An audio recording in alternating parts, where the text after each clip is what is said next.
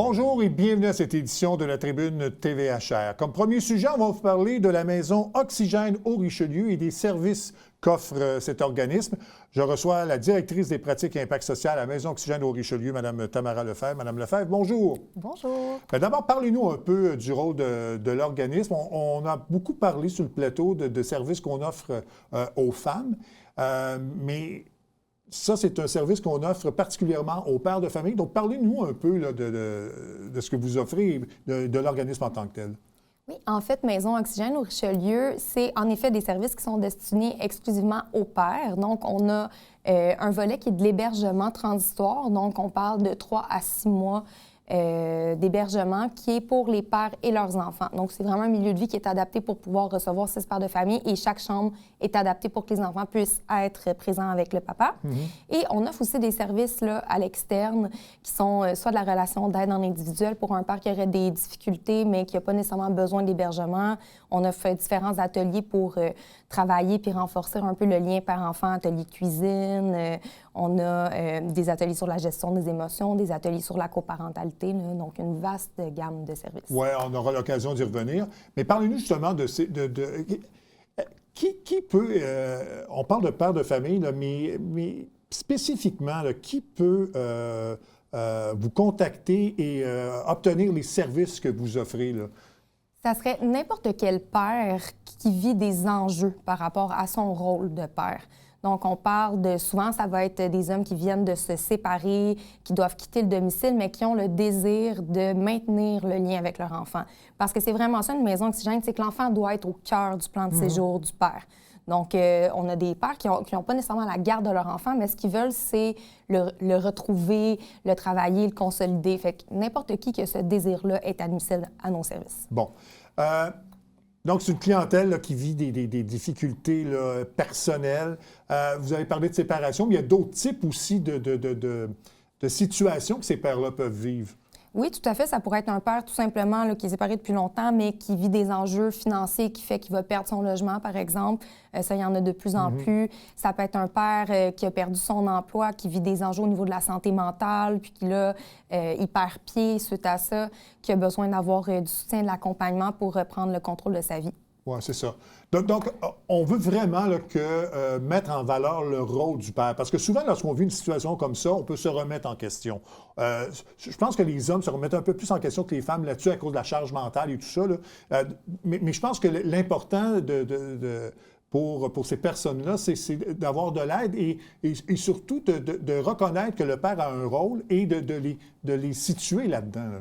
Oui, exactement. Puis vous l'avez bien nommé, les pères ont souvent tendance à se dire qu'ils sont moins bons ou qu'ils sont moins importants que la mère. Et c'est faux. Là. Les études là, démontrent que chaque parent est important à égalité. Là. C'est 50-50. On n'amène pas les mêmes choses. Puis c'est important que le père soit présent. Puis nous, c'est vraiment ça notre cheval de bataille, de valoriser ce rôle-là puis de leur faire prendre conscience de toute l'importance, de la richesse qu'ils ont dans la vie de leur enfant. Ouais. Là. J'ai utilisé le mot de charge mentale, mais elle est quand même présente parce que généralement, on parle que cette charge mentale-là, c'est les mères qui prennent cette charge mentale-là et que les pères sont un peu en retrait. Donc, lorsqu'ils se retrouvent seuls, bien, ces pères-là retrouvent une charge mentale qu'ils ne connaissaient pas, dans le fond. Et ça peut augmenter la difficulté que ces personnes-là ont justement à surmonter la situation. Bien oui, tout à fait. Puis ça, on le voit au quotidien, là, des pères qui n'ont jamais eu à faire le souper, qui ne sont pas à l'aise avec la routine pour l'école. Puis nous, bien, on est là justement pour leur faire prendre confiance en ces capacités-là. Parce que la réalité, c'est que, oui, des fois, ils ont tendance à s'effacer, un peu aussi parce que c'est ça qu'on véhicule beaucoup aux hommes comme image, que c'est pas à eux de faire ça. Ça se fait de moins en moins, mais quand même, ouais, il y a quand même ça qui existe encore. C'est en train d'être déconstruit, mais c'est quand même encore ancré dans la mentalité. Puis nous, on travaille à leur montrer que tu es tout à fait capable de le faire, tu as tout ce qu'il faut pour le faire. Tu le feras peut-être pas de la même manière ou comment on s'est déjà attendu de toi à ce que tu le fasses, mais tu es capable. Oui. Bon. Un père, justement, qui veut avoir, qui a un besoin, qui va avoir vos services, qu'est-ce que vous allez faire pour, une fois là, que la Maison Oxygène accepte le père et accepte de lui donner des services et de l'aide, qu'est-ce que vous allez faire dans le quotidien, là, au moment où le père s'inscrit chez vous?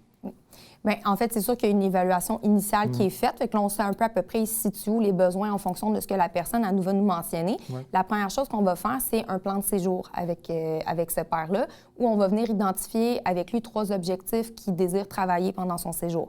C'est sûr que la plupart du temps, il y a un objectif qui est relié au logement, là, parce qu'ils ne peuvent pas rester là pour toujours, mais ça dépend du contexte de chaque résident. Puis nous, en fait, on va les aider à trouver des moyens d'atteindre ces objectifs-là, des moyens qui sont réalistes et qui sont adaptés à leur capacité. Puis on va fixer un délai. Puis nous, on va les accompagner là-dedans au travers le séjour. À chaque semaine, ils ont une rencontre de suivi avec un intervenant psychosocial qui leur est attitré, où ils vont faire le suivi de ces objectifs-là, puis voir, bon, mais y a-t-il quelque chose qu'on peut ajuster? Comment tu te sens là-dedans? Puis en dehors de ce plan-là, au quotidien, ce qu'on va faire beaucoup, c'est qu'on va venir soutenir les habiletés parentales. Et qu'on va venir, on fait beaucoup de modeling. Nous, on n'intervient pas auprès des enfants. On intervient auprès des pères pour qu'eux interviennent auprès de leurs enfants. Okay. Mais est-ce qu'il y a des ateliers qui existent là, où l'enfant est présent pour voir comment le père interagit avec l'enfant, ou ça se fait vraiment simplement avec le père? La plupart, c'est simplement le père. On en a quelques-uns, comme l'atelier de cuisine par enfant, c'est quelque chose qui est très ludique, mais il y a quand même un objectif thérapeutique derrière parce que les enfants puis les pères apprennent très bien par le jeu, par quelque chose qui est plus informel. Donc ça, c'est quelque chose qu'on va utiliser pour venir renforcer ce lien-là puis faire des observations. Mais règle générale, c'est juste pour avoir du plaisir, là. Mais en ce moment, le reste de nos activités, c'est plus juste les pères. Bon. Est-ce que vous sentez que les pères ont moins tendance à demander de l'aide lorsqu'ils en ont besoin, ou que ça a tendance à changer là, avec le temps? Bien, je dirais que les hommes, en général, c'est plus difficile de demander de l'aide. Tu sais, il y a encore une fois, il y a quelque chose qu'on est en train de déconstruire en tant que société. Il y a un orgueil mal placé, je vous dirais. Oui, souvent. c'est ça. Puis c'est la manière qu'on les élève aussi, nos garçons, tu sais, de leur faire penser qu'il faut être fort tout le temps, puis qu'on encourage beaucoup l'expression de la colère, peu celle des émotions. C'est en train d'être travaillé. On voit des beaux changements, mais c'est pas gagné encore. En fait, moi, j'ai été élevé dans une période où les hommes n'avaient même pas le droit de pleurer, puis ils n'avaient même pas le droit de montrer leurs sentiments parce que c'est ça. Fait que il y a encore du chemin à faire pour certains, j'imagine. Oui, puis ça laisse des traces. Tu sais, la plupart de nos résidents, nos usagers, on le voit là, que c'est difficile pour eux de se montrer vulnérables, puis on essaie de leur redonner ce droit-là, puis ça les change. Ça les change. Est-ce qu'il y a une crainte aussi, là, parce qu'à cause de leur vulnérabilité, qu'ils déçoivent, que ces pères-là déçoivent leur enfant parce qu'ils veulent justement montrer une vision plus forte, en fait, plus en contrôle de la situation? C'est pas nommé de manière explicite, mais on peut le sentir, oui, que c'est présent. Puis il y en a beaucoup qui nomment la crainte qui élève des garçons puis qui veulent un peu leur transmettre ça de « faut être fort ». Mais nous, on essaie de déconstruire ça puis leur dire « mais être fort, c'est être capable de demander de l'aide puis c'est d'être capable justement de se montrer vulnérable des fois. » C'est ça. Mais là, donc, vous constatez qu'il y en a de plus en plus là, de ces pères, de ces personnes-là qui demandent de l'aide chez vous, là. Oui, tout à fait. Bon. On a parlé d'ateliers. Donc, vous parliez de l'atelier de cuisine, mais il y a d'autres ateliers que vous faites aussi, des activités que vous faites. J'en ai ciblé 2. Il y a la soirée des pères et Cœur de père. Peut-être nous parler un peu de ces 2 activités-là. Oui. Soirée de père, en fait, nous, on aime ça dire que c'est un peu une soirée de gars, là. Ils viennent jaser un peu de qu'est-ce qu'ils vivent au quotidien dans leur paternité. Fait que les défis, leurs bons coups aussi, ils viennent se confier un peu sur qu'est-ce qu'ils vivent, puis ils trouvent de l'écoute puis du support dans d'autres pères qui vivent des situations similaires. C'est plus facile des fois de s'ouvrir justement entre gars, il y a moins de barrières, ils sont pas dans leur rôle là, de pourvoyeur. Puis ça crée vraiment des beaux liens, ça fait des belles rencontres. Puis Cœur de père, c'est un atelier que malheureusement, on a de la difficulté à offrir là, dernièrement, mais c'est un atelier un peu qui va aller chercher plus où est-ce qu'ils se situent dans leur rôle de père, qu'est-ce qu'eux retiennent de ce que leur père leur a transmis dans l'exercice de leur paternité, puis qu'est-ce qu'eux veulent transmettre à leurs enfants dans leur rôle de père, puis c'est quoi le genre de père qu'ils ont envie de devenir. OK. On l'a effleuré un peu tantôt, mais il y a eu la pandémie, il y a le coût de la vie qui est de plus en plus difficile. On le voit avec la guignolée actuellement, même des familles complètes, là, couples avec enfants, demandent de l'aide alimentaire. lorsqu'on se retrouve seul, un père de famille avec un enfant, est-ce que vous sentez que la situation est plus difficile en 2025 qu'elle ne l'était il y a quelques années? C'est sûr que c'est de plus en plus difficile, là. La situation au niveau alimentaire, financière, ça ne va pas en s'améliorant. Ça, c'est sûr qu'on peut pas dire le contraire. Non, c'est ça. Vous êtes affilié donc à Famille à cœur. Donc, peut-être nous parler un peu là, de ce que ça vous permet, cette association-là, pour vos services. Oui, bien, en fait, c'est sûr qu'au niveau de Famille à cœur, il y a une maison de la famille. Donc, évidemment, des fois, on va repérer des besoins au niveau des enfants. Alors, on va être en mesure de référer à nos intervenants de la maison de la famille pour faire soit de la relation d'aide ou d'autres types d'ateliers qui s'adressent plus aux enfants. Quand il y a des journées pédagogiques aussi, on offre des services de demi-pédagogique où le père n'est pas obligé de prendre sa journée complète de congé. On a la halte garderie aussi. Ça arrive qu'on a des pères qui ont des tout-petits, là. On en a de plus en plus des bébés qui peuvent aller à la halte garderie donner du répit au père. Fait que ça fait en sorte que c'est une grande richesse. Puis l'atelier de coparentalité, bien, il est donné en partenariat avec la Maison de la famille. Donc, c'est une intervenante de la Maison de la famille et un intervenant de Maison Oxygène qui donne l'atelier conjointement. Ouais. Lorsqu'on va sur le site Web, on voit quelques témoignages de pères, justement, qui ont eu recours au service de Maison Oxygène au Richelieu. Il y a même eu une entrevue à Haut récemment, là, justement, un père qui faisait un témoignage sur ce qu'il avait obtenu. Je pense que les pères qui s'intéressent à savoir est-ce que je dois y aller. Je pense que si ils vont sur le site Web, voient ces témoignages-là, je pense qu'ils vont savoir leur donner une bonne idée, justement, de l'aide que vous pouvez leur apporter.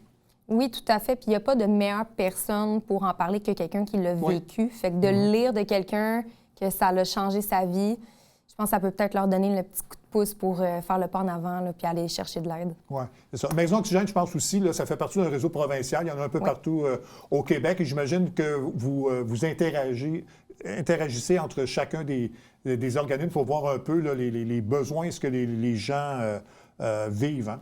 Oui, exactement. C'est ça, on fait partie du réseau Maison Oxygène. Puis régulièrement, là, 3 fois par année, on se réunit toutes les Maisons Oxygène ensemble pour de la formation parce que notre but, c'est vraiment d'enrichir nos pratiques puis de se coller aux meilleures pratiques en termes d'intervention auprès des pairs. Puis, c'est aussi intéressant de partager nos outils, puis de voir qu'est-ce qui se passe, parce que c'est pas la même réalité en Montérégie qu'à Sept-Îles, par exemple. Non, exactement. Je suppose que vous avez des chiffres, mais combien de pères vous aidez par année, à peu près, avec la Maison Oxygène au Richelieu? Ça dépend des années, là, mais jusqu'à maintenant, pour l'année en cours, on est rendu à 17 pères.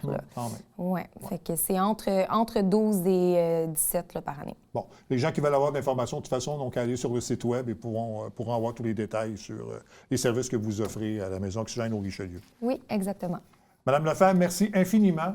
Et puis, on invite les gens qui ont besoin d'aide, justement, à vous contacter. Je pense que les gens vont pouvoir, justement, obtenir l'aide nécessaire pour se sortir d'une situation qui, on espère, est temporaire, mais souvent qui se prolonge, malheureusement, en raison des circonstances. Oui, tout à fait. Puis ça ne coûte rien d'appeler, ça n'engage à rien non plus. On peut juste poser des questions, puis après ça, on prend une décision. Exactement. Merci beaucoup, Mme Lefebvre. Merci à vous. On fait une courte pause et on revient tout de suite après.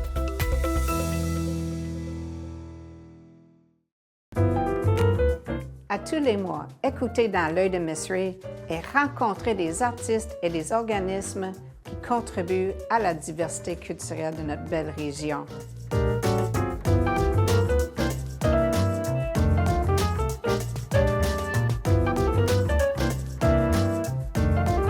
Ensemble, nous gardons l'art vivant.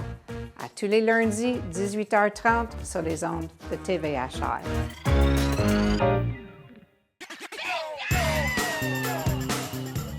Vous êtes un adepte du bingo? Télébingo vous permet de jouer dans le confort de votre foyer. 4 500 $ en prix à gagner. Et pour ce faire, vous devez vous procurer un livret comme celui-ci au coût de 9,50 $ chez un de nos détaillants, dont la liste apparaît sur notre site internet tvhr9.com. Donc, c'est un rendez-vous dimanche matin 9h30. Télébingo.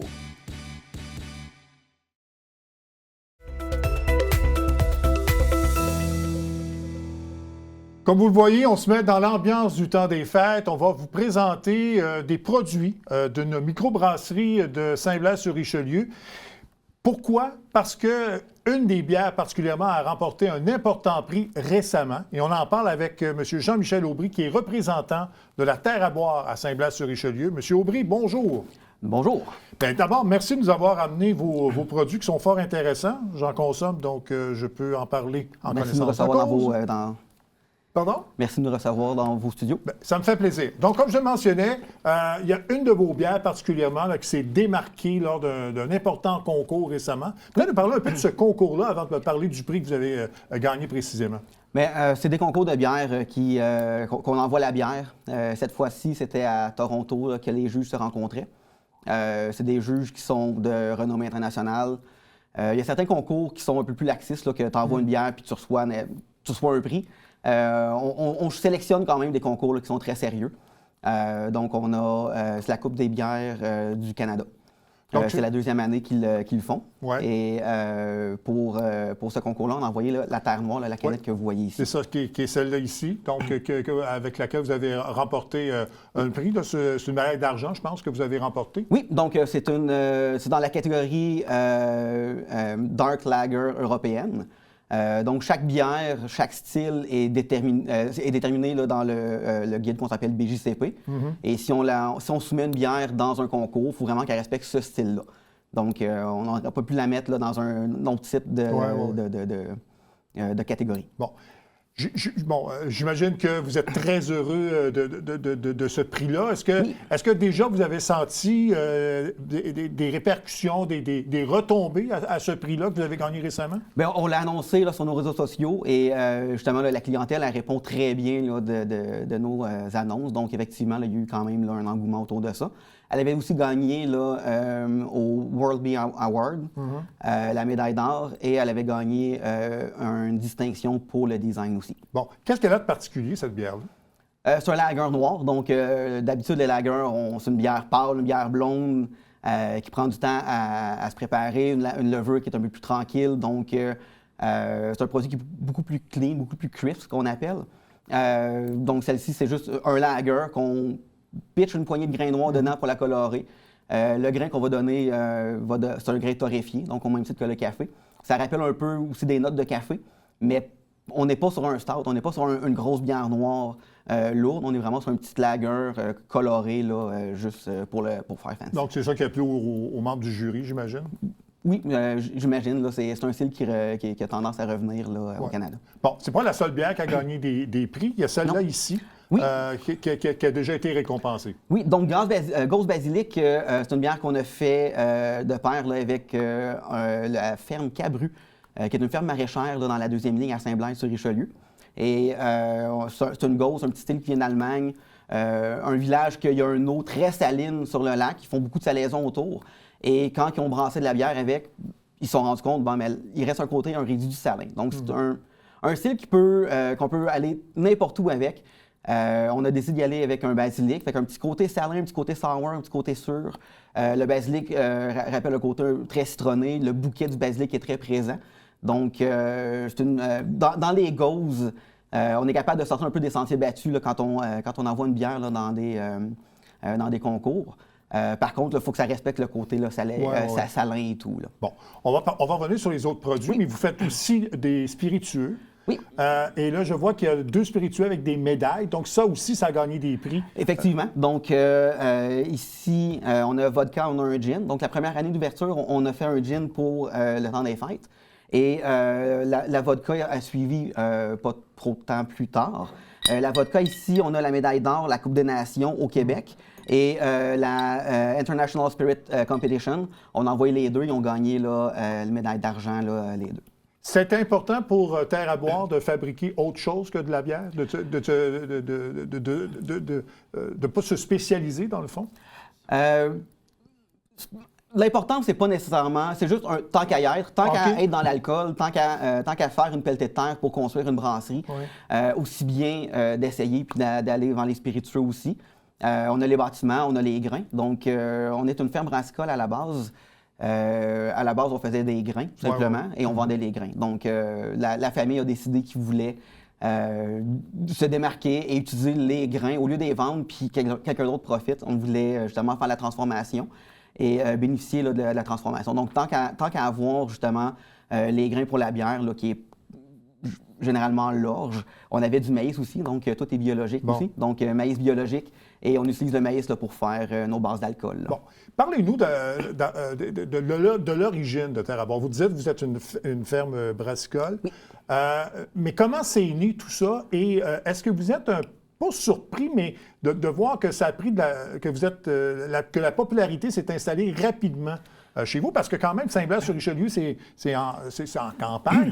C'est pas tout le monde qui connaît cet endroit-là à la base, si vous voulez aller chercher des gens de l'extérieur. Donc, comment vous expliquez ça un peu? La clientèle qu'on appelle les beer geeks, les amateurs de bière, est quand même assez au courant là, de tout ce qui se passe. Parce qu'il y a un réseau. Quand même, oui. Bon, ouais. Donc, on était un secret gardé, un secret moins bien gardé, puis là, on n'est plus un secret pour personne. Pour personne. Donc, oui, on est quand même Saint-Blaise. C'est pas tout le monde qui connaît Saint-Blaise. On a popé au milieu de nulle part. Et c'est vraiment impressionnant de voir là, la clientèle, là, comment elle répond. La première année, on a saturé la terrasse, il a fallu la doubler de grandeur. Ah oui. La deuxième année, même affaire, il a fallu doubler la grandeur. Et la clientèle vient de plus en plus loin. On est aussi Terrego, là, qui est un organisme là, qui... on a des places de camping pour l'été, pour les campeurs, là, les VR. Donc, ça aussi, ça nous amène du monde. Ça nous amène du monde. Il y avait des gens de l'Allemagne l'année dernière qui ont fait le tour du Canada avec leur RV, donc ils sont arrivés ici. Bon. Puis, donc, c'est quand même le fun de voir que la population locale répond bien. Et c'est le fun aussi de voir que la population éloignée aussi. Là. Donc, il y a plein de gens de Montréal, il y a plein de tourisme. Le tourisme agricole, le tourisme, agrotourisme. Là. On a aussi un beau vignoble en face de chez nous. Ça aussi, ça l'amène du monde là, et on réussit là, à faire là, des trucs en partenariat aussi. Puis les prix que vous remportez, de toute façon, augmentent la popularité de l'endroit, donc les gens deviennent plus curieux de toute façon. Effectivement. Donc, je vais revenir à ma question initiale. Comment c'est né ce projet-là de Terre à boire? Les terres sont dans la famille depuis les années 70. Donc, le grand-père a acheté le fonds de terre. Ils ont fait de la grande culture et Samuel, le petit-fils, le brasseur propriétaire, n'était pas intéressé à reprendre la ferme si ce n'était pas biologique. OK. Donc, en 2012, il a annoncé qu'il n'y avait pas de relève si ce n'était pas bio. Ils ont converti les sols et on commençait à faire là, de la culture biologique. 2017-2018, c'était les dernières années. Jason, un autre des propriétaires, le beau-frère de Sam, lui, ça a été son travail là, de fin de bac en gestion d'entreprise agricole. Et il a fini la conversion des sols en bio. Et à un moment donné, ils se sont dit, bon, ce serait le fun de convertir les céréales, convertir qu'est-ce qui pousse sur les terres pour être en mesure là, de bénéficier, de faire bénéficier là, les deux familles là, qui en découlaient. Bon, ça fait combien de temps là, que Terre à boire existe à Saint-Blaise? On a ouvert en 2020, durant la pandémie. Là, quand les mesures ont été allégées, là, on a été capable d'ouvrir la moitié de capacité. Là. Bon. Et je sais là, que... particulièrement les fins de semaine, il se passe beaucoup de choses. L'été, vous avez des camions de nourriture, des camions food de trucks, nourriture, si on veut parler en anglais. Oui, c'est ça. Je cherchais le mot français, mais c'est ça, des camions de nourriture. Oui. Vous organisez même des activités là, durant l'hiver, des quiz musicaux, des soirées rencontres. Comment ça se passe? C'est certain là, qu'on cherche là, à amener du monde, on cherche à créer des événements aussi. Donc, quiz musicaux, on les fait même l'été, on les fait juste au milieu de la semaine. Sinon, l'hiver, justement, quiz musicaux, soirées rencontres. La semaine dernière, il y avait un beach party. Donc, plein d'activités là, qu'on essaie là, de rendre ça agréable. Oui, et ça répond bien? Oui, quand même. Oui, bon. On va revenir sur les autres produits. Donc, celle-là, elle a gagné un prix, on l'a mentionné. Parlez-nous un peu des autres bières que vous offrez. J'ai apporté des produits quand même intéressants pour l'hiver. Donc, Kentucky Uncommon ici. Celle-là ici, oui. Donc, Kentucky Uncommon, c'est la Kentucky Common vieillie en fût de rail. Donc, on est aussi distillerie, on fait des rails qui ne sont pas prêts à distribuer encore, sont encore en vieillissement. Donc, on a libéré un baril, on a pu faire vieillir la Kentucky Common dedans. Donc, c'est un produit quand même très, très barriqué. Vin d'orge barriqué aussi, donc baril de whisky, celui-ci. La Velours 2, c'est une... je veux le dire... c'est une saison, donc une levure un peu plus funky, une levure un peu plus acidulée. Vraiment, dans la saison, c'est vraiment la levure qui donne, qui prend la star là, dans la bière. Et la vendange, ça, c'est une bière qu'on fait avec le marc de raisin du vignoble, le domaine Amalgame, qui est en face de chez nous. Donc, c'est un produit qui est très vineux. Pour les personnes qui aiment moins la bière, qui préfèrent le vin, On est un peu plus sur le côté raisin. OK. On dit à la blague que leur vin ne goûte jamais le raisin. On essaie toujours de trouver, ça goûte la fraise, ça goûte la canneberge, ça goûte... Ça, c'est fait avec le raisin et ça goûte le raisin. De toute façon, l'avantage des microbrasseries, c'est qu'on peut arriver et faire des dégustations pour savoir lequel produit qu'on préfère. Et voilà. Bon, ben. Et vous avez un autre produit, il y a une autre bière aussi. Oui, l'autre bière, donc la Déversoir, ça a été la bière officielle du festival Bière et Saveurs à Chambly cette année. Donc, ça a été longuement Unibrou. Et là, tranquillement, pas vite, l'organisation essaie d'aller faire sortir des perles là, du milieu brassicole. Donc, on a eu quand même été désigné pour ça. Donc, on a profité de l'occasion pour faire voir notre nom là-dessus. Bien sûr. Et vous avez... J'ai un autre spiritueux ici. Donc, c'est liqueur de sureau. Donc, on fait pousser des petits fruits aussi dans nos coupes vent. Fruits, d'habitude, la liqueur de sureau, vous allez avoir fleurs de sureau seulement. Ici, il y a fleurs et le fruit de sureau. Donc, le fruit qui a vieilli, qui a macéré aussi là, avec le noyau. Fait qu'on a un petit côté tannique un peu plus intéressant là, à ce niveau-là. Bon. Vous fabriquez déjà beaucoup de choses. Est-ce qu'il y a des plans pour d'autres produits, toucher d'autres secteurs peut-être? D'autres secteurs, je dirais pas. Pour le moment, là, on focus sur la bière. On a 16 lignes en fût sur place, plus des produits en bouteille seulement. Donc, on est quand même assez débordé là, à faire de la bière et des spiritueux. Là, ce que je disais tantôt, whisky, rye, c'est des produits qui ont besoin de vieillissement. Donc, c'est 4 à 7 ans de vieillissement là, pour être considéré whisky. Il y en a qui sont prêts, qui attendent juste d'être embouteillés. Donc, on les a juste macérés un peu plus et le baril n'a pas fini de donner son travail. Donc, la période des fêtes sera fort occupée, j'imagine, et les gens vont vouloir donc s'approvisionner. Je pense que c'est des beaux produits à offrir en cadeau pour le temps des fêtes. Monsieur Aubry, merci infiniment. Bravo pour les prix que vous avez récoltés et puis longue vie à terre à boire. Et puis, j'invite les gens à y aller si ce n'est pas déjà fait parce que c'est un bel endroit à découvrir. Merci beaucoup. Merci. Eh bien, c'est la dernière de la saison, mesdames, messieurs, parce qu'on prend une pause pour la période des fêtes. J'aimerais vous remercier d'abord de votre assiduité, de votre intérêt pour l'émission. Donc, on prend une pause pour la période des fêtes. On reviendra, nous, dans la semaine du 12 janvier pour de nouvelles émissions. Là-dessus, passez un très beau temps des fêtes. Profitez-en. Si vous buvez, buvez modérément, mais surtout, ayez du plaisir et donnez de l'amour à vos proches. C'est ça qui est important dans cette période de l'année. Merci beaucoup, mesdames, messieurs. On se retrouve au mois de janvier. Au revoir.